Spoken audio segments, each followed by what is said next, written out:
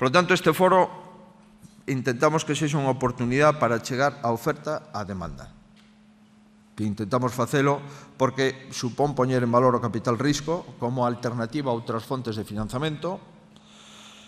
En isto levamos invertidos, desde que temos o honor de estar no goberno, a través do SES Galicia e a través de IGAPE, 68 millóns de euros para financiar 50 proxectos empresariais.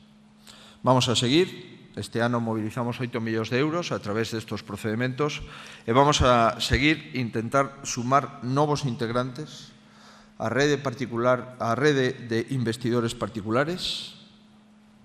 Vostedes, algúns deles, están hoxe aquí, para buscar un foro estable de coordinación e un foro estable de poñer a disposición de todos vostedes as mellores iniciativas que se presentan ante a Administración Pública e que esta Administración Pública avala como proxectos que son viables desde o punto de vista económico.